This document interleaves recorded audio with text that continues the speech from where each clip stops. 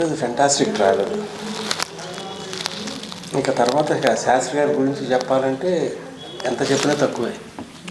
నాకు బాగా గుర్తు ఏంటంటే మీరు నాకు మద్రాసు నుంచి ఫోన్ చేశారు. ఏది ఆయన ఆ పాట రాశారు, ఏది ఊనవు చాలు. అందులో నాకు బాగా నచ్చింది. అందులో అది ఏది పట్టపగలు ఎవరైనా రాత్రిని చూస్తారా, ఆ కురులు చూపిస్తే కాదనక చస్తారా. అసలు ఆయన దీనికి పడ్డ ప్రసవ అంటే అన్నింటికి అట్లాగే పడతాడు. ఇది ఈ పాట రాసి ఇది తీసుకుని ఊటీ వెళ్ళి షూట్ చేయాలి. ఎక్కడ న్యూజిలాండ్ నుంచి వచ్చాము, నాన్ స్టాప్ అంతా వర్క్ అంతా. సో అవతల శంకర్ మాధవ్ వచ్చాడు కోటి స్టూడియోకి.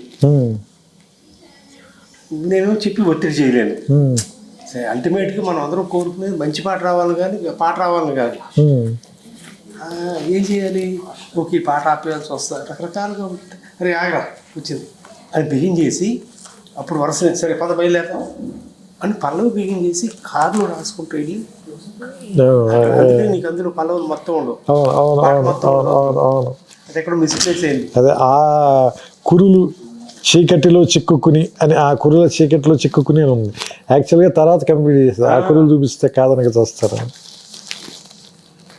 బెస్ట్ పార్ట్ ఏంటంటే ఆయన రాసే ప్రతి లైన్కి మనం ఫాలో అవుతూ ఉండేవాడు. అల్టిమేట్గా తీసుకొచ్చి దీని పాట అని అంటాం కాదు. ఒక్క లైన్ రాసిన దానికి అసలు ఎక్సైట్ అయిపోయాడు. ఒక్కొక్క రోజు ఒక్క లైనే అంతే. తను చాలా రకరకాలు రాసి అక్కడ పెట్టేవాడు. ఇటు మని బాగుంది కదా, వాళ్ళు చేయడం బాగుంది కదా, గుర్తు రాదు, గాలిపటం కాకనా అందా, అది ఈ మాట చాలు, ఇది అయిపోయింది. చరణం అయిపోతే అప్పుడు పల్లవికి వెళ్ళటం ఫస్ట్ చరణం కంప్లీట్ చేశాడు. గాలిపటం కాకనా అందా రాసి, అది నా రైటింగ్. చాలా నోస్టాల్జిక్ ఉంది ఇది వెనక్కి వెళ్తుంటే. అసలు నాకు మొన్న అసలు యోగేశ్వర స్వామి తీసుకొచ్చి ఇస్తే పట్టుకున్నప్పుడు శాస్త్రి గారికి చెట్టు పట్టుకుని కాగితాలు కదా, టు అండర్స్టాండ్ ద ఫీలింగ్ అని ఇమీడియట్గా అతను హగ్ చేసుకుని వెరీ వెరీ ఇమోషనల్. తొందరపడ్డాడు. పాటలు ఇటుకి ఇచ్చాడు కానీ మనిషి ఇట్లకి వెళ్ళిపోయాడు. ఈ సినిమా ఎంత గొప్పగా రావడానికి మనకి వెంకటేష్ కూడా తన contribution as an artist was extremely good.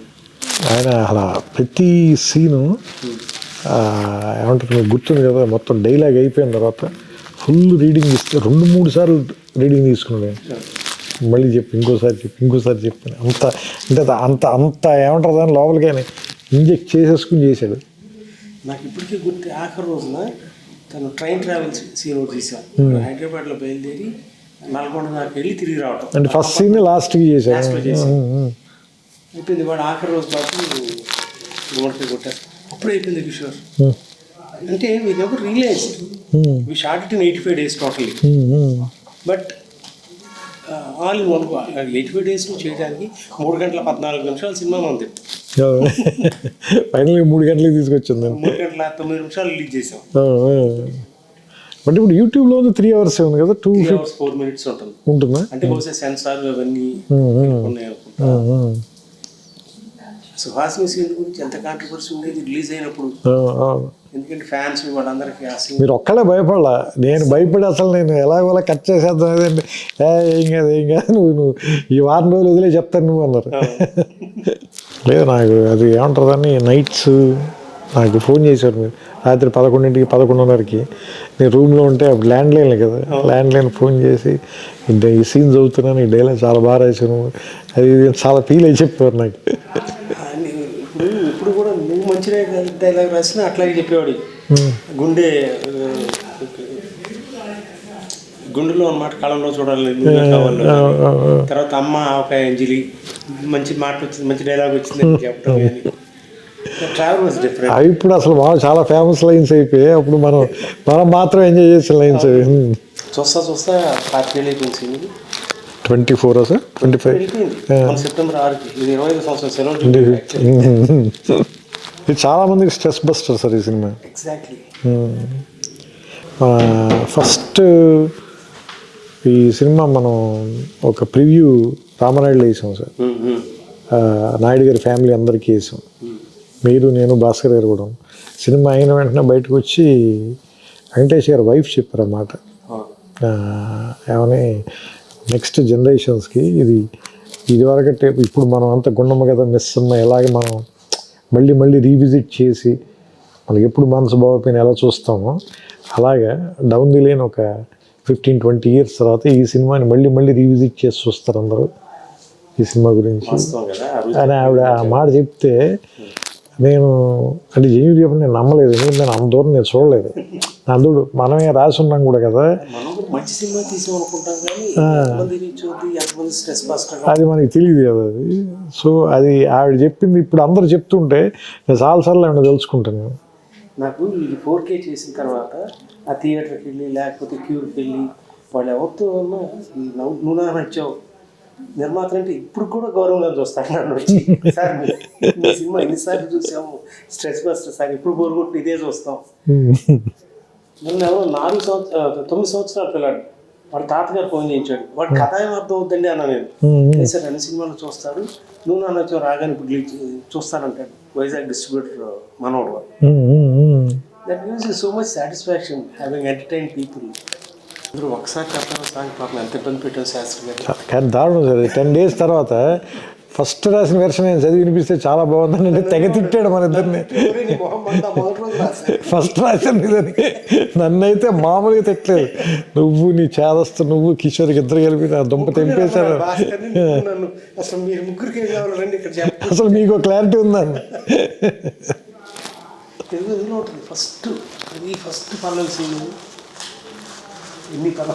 నాకు గుర్తుంది, ఫస్ట్ పల్లవి ఏది ఉంటుంది ఒక్కసారి చెప్పలేవా? అవును, ఇది పైన ఉంది సార్, ఒక్కసారి చెప్పాను. ఇది ఫస్ట్ అదే ఫస్ట్ పల్లవి కాపీ చేసింది తను రాసిన డేట్లు. ఇదిగో ఫస్ట్ పల్లవి ఒక్కసారి అయిపోయింది కదరా, ఫస్టే రాసే కదా ఎదురుగానే ఉంటుంది. అంటే సినిమా కథ మొత్తం ఇందులో ఉంటుంది. ఫస్ట్ చూడండి సార్, 4 లైన్లు అవే ఉన్నాయి. చెంత చేరి పంచుకోవ ఆశని శ్వాసని, మన గుండె గుప్పెడంతా తన ఊహ ఉప్పినంత, ఉదిగుండ మనకే వదిలేయమంటూ బతిమాలుతున్నవే. ఆ 4 lines వాడాం సినిమాలో కూడా. అన్యాయం కదా సరే 10 days మళ్ళీ 10 days తర్వాత మళ్ళీ అక్కడికి వచ్చి. బెస్ట్ పార్ట్ ఏంటంటే again not to say anything about anybody, ఆయన రాసిన ప్రతి పాట 4-5 సీన్లు కలిపి అందులో చెప్పాల్సిన సారాంశం అందులోనే ఉంటుంది మనకి, లేకపోతే కథలో సారాంశం కానీ. అండ్ మీరు అన్నట్టు మొన్న అన్నారు చూసారా, పాట అక్కర్లేదని చెప్పే పాటలు తెచ్చేది ఆయన ఒక్కడే సార్. ఆయనకి పాట రాస్తే డబ్బులు వస్తాయి కదా, కానీ ఆయన అలా కాదు, ఇక్కడ పాట పడదండి. అవును, 4 రోజులు నా పాట రాయడానికి కేటాయించి నేను షూటింగ్కి అన్ని ఏర్పాట్లు చేసేసుకున్నాను. నువ్వు పాట రాసేసి మిక్స్ చేసి షూట్ చేయగలను. సరే నువ్వు వెళ్ళిపోమన్నాడు ఆ రోజు. అన్నయ్య ఉన్నాడు. తర్వాత నేను ఫోన్ చేశాను, సార్ రా పాట అవసరం లేదు రావు, చాలా బాగుంది కదా చూడు, అంత బాగుంది చూడు, నేను రాస్తాను, రేపు సినిమాలో ఉండదు, దీంట్లో ఇది మిస్సింగ్, ఈ రెలవెన్స్ లేదు ఇక్కడ, it's not needed for the film అంటే నేను Tirumala Kishore thank you sir అని వచ్చేసి అంటే హీ టుక్ ఇట్ ఇది చాలా ఒక సీక్రెట్ ప్రొఫెషనల్గా తీసుకున్నాడు ఆయన. చాలామంది సీరియస్గా అంటారు కదా, లేదు సీరియస్గా కూడా కాదు, అని చాలా డివైన్ ప్రొఫెషనల్గా తీసుకున్నాడు. మన కోసం ఇప్పుడు పాట రాయాలి, మనం తృప్తి చెందంటే మనకి కూడా మనం పట్టుకెళ్ళడం కుదరదు, ఆ ఇంటికి రాదు, బయటికి పేపర్ రాదు. రాస్తా పాడి నా ఇంకా చూసేవాడు, నాకు తెలుస్తుందిలే అని చెప్పి అమ్మటి పేజ్ మార్చేవాడు. దాదాపు మేమిద్దరం కలిపి 400 రాత్రులు గడుపుకుంటాం. అంటే 80-90 పాటలు, ప్రతి పాటకి ప్రతిరోజు రాత్రి ఆయనతో ఉండాల్సిందే. That was my fortune. I was so fortunate to spend so much time with him. చాలా సమయం గడపగలిగాం. ఒక చిన్న ఉదాహరణ, గౌరీ అనే సినిమాకి ఒక పాట రాశారు. పాట అంతా ఓకే, కోటికి ఓకే, నాకు ఓకే, శాస్త్రి గారికి ఓకే. వాయిస్ మిక్సింగ్కి వెళ్ళాల్సిన చోట ఒక చిన్న ఇబ్బంది పడ్డాడు కోటి. ఎవరే అని తను ఇచ్చిన ట్యూన్లో ఉంది, అది ఇందులో లేదు, నేను అడ్జస్ట్ చేసుకుంటాను శాస్త్రి గారు అన్నాడు. నువ్వు అడ్జస్ట్ చేయడానికి లేదు, నేను మళ్ళీ రాసి పట్టుకొస్తాను. 3 రాత్రులు ఆ ఎవరే అనే మాటతో ఎండ్ చేయడం కోసం మొత్తం పాట అంతా రాశాడు. మహానుభావుడు, మరి ఏం చెప్పాలి, అద్భుతంగా ఉంటుంది సార్ గౌరీ సినిమాలో. అలాగే అది కూడా నువ్వే కావాలి కళ్ళలో కళ్ళు పెడిచో చాలా దానికి ఎక్కువ రోజులు అని రాసిన పాట అది. మిగతావన్నీ చాలా ఫాస్ట్గా రాశారు, మిగతావన్నీ మద్రాసులో రాసేసారు. మరి సినిమాతో చెప్పాలి కదా, ట్యూన్స్ అన్నీ అయిపోయినాయి అప్పటికి. ఇది మనం వేరే వేరే క్లైమాక్స్ రకరకాలుగా అనుకున్నాం. అవును, 35 days కొట్టుకుని చివరికి మీరు విజయం సాధించి. అంటే నాకు వేమూరి సత్యనారాయణ, పేకి రంగా గారు వీళ్ళందరూ స్టార్ వర్డ్స్ కదా, వాళ్ళు వచ్చి నన్ను వేధించేవాడు. నీకు అర్థం కావట్లేదు, నువ్వు యూత్ సినిమా చేస్తున్నావు కరెక్టే, బట్ ఎల్డర్లీ పీపుల్ కూడా రావాలంటే ఇది కావాలి కదా అని. నేను 2 minds, నువ్వు చెప్పినప్పుడు చాలా అద్భుతంగా నచ్చింది నాకు, అంటే చాలా యూత్ఫుల్గా ఉందని. బట్ ఈ సెక్షన్ ఆఫ్ ఆడియన్స్ కానీ అదేనంటే మనం, అంటే నేను ఎందుకు కన్విన్స్ అయ్యానంటే మీరు చెప్పినప్పుడు మన సినిమా చూసి ఫస్ట్ బాగుంది అనుకున్న ఇన్సెప్షన్ పాయింట్ అదే కదా. దాన్ని మళ్ళీ ఇప్పుడు ఈరోజు ఎందుకు డిఫై చేస్తున్నాం అంటే ఈగో వల్ల, లేదా ఇంకేదైనా మనం క్రియేట్ చేయాలని మన క్రియేటివ్ ఈగో అనేది. బట్ అది కదా అసలు యాక్చువల్గా మనని అటువైపు పుల్ చేసింది. అసలు ఆ సినిమా చేయాలని మనం పుల్ చేసిన విషయం అదే కదా. మిగతా సినిమా అంతా మారుస్తున్నప్పుడు అసలు మీరు ఏ ఒక్క సీన్ అందులో మనం వాడలేదు, మీరు దేనికి అపోజ్ చేయలేదు, ఈ ఒక్కటే మాత్రమే యాజ్ ఇట్ ఈజ్ అలాగే ఉండాలని ఎందుకంటున్నాను. సో అది నాకు స్ట్రైక్ అయింది. అది స్ట్రైక్ అయిన తర్వాత నేను అప్పుడు భాస్కర్ గారితో చెప్తే ఆయన కూడా లేదు లేదు లేదు ఆయన వాదనలో నిజం ఉంది, మనం ఎంత టఫ్గా మాట్లాడినా సరే అని. అప్పుడు ఆ తర్వాత రోజు మళ్ళీ వచ్చి దానికి మార్చి మళ్ళీ రాసాము. అప్పుడు అది ముందు బాలీవుడ్ కూడా పాడారు ఒక వెర్షన్ సినిమా, ఎంతవరకు గుర్తుంది? కళ్ళలోకి నాకు గుర్తులేదు సార్, గుర్తులేదు.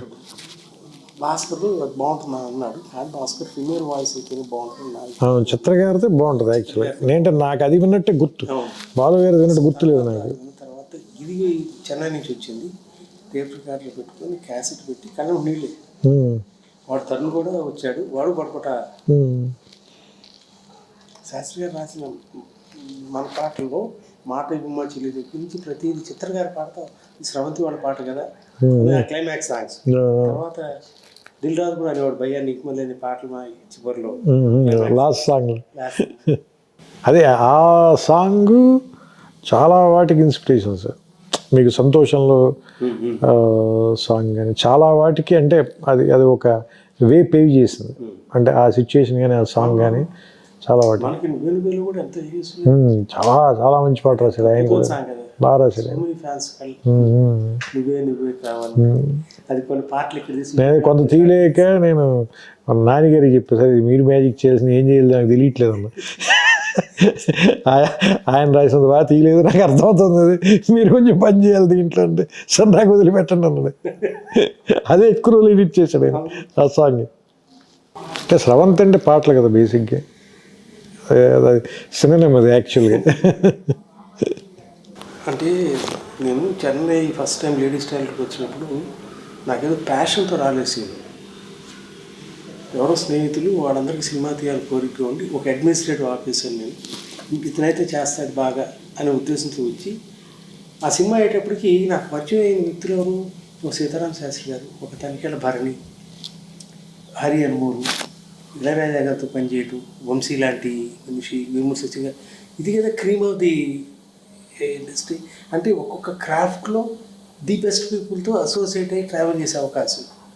దీన్ని విడిచిపెట్టి ఎట్లా వెళ్తాను నేను? So I was so fortunate, I started following in love with the cinema. ఇంక అప్పటి నుంచి ఇక ఇందాక నువ్వు వస్తున్నావు వెయిట్ చేస్తా, నువ్వే కావాలతో నా అప్పులు తీర్చుకున్నాను, నువ్వు నాకు నచ్చావుతో ఇదిగో కుంటాం నివాసం plus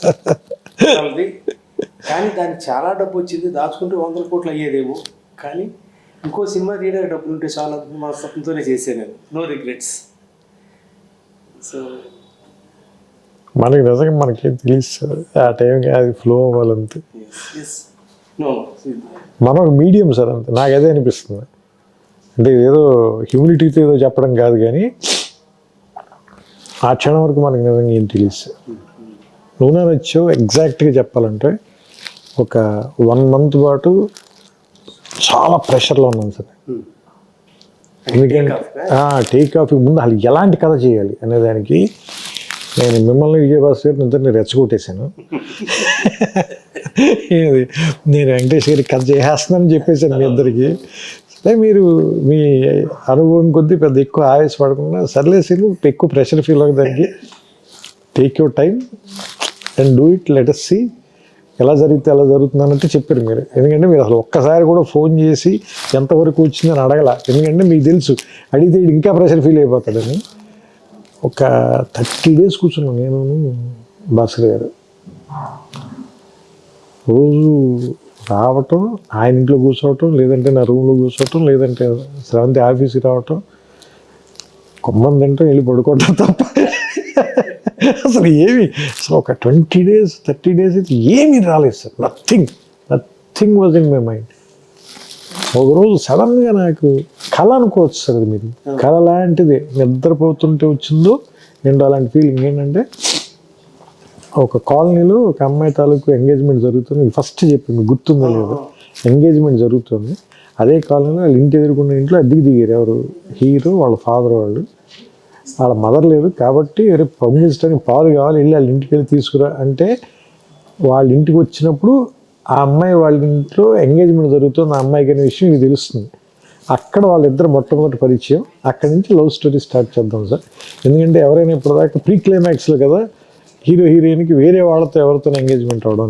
suppose if it is the Inception point వేస్తే అంటే అప్పుడు మీరు అన్నది కూడా నాకు చాలా కష్టం కదా, మరి మిగతా సినిమా అంతా ఎలా నడుపుతుంది, దీనిపైన ఎట్లా నడుపుతుంది దీని మీద, అది నీకు ఎక్కడ ఇబ్బంది అనిపించుకున్నాను చెప్పాలి.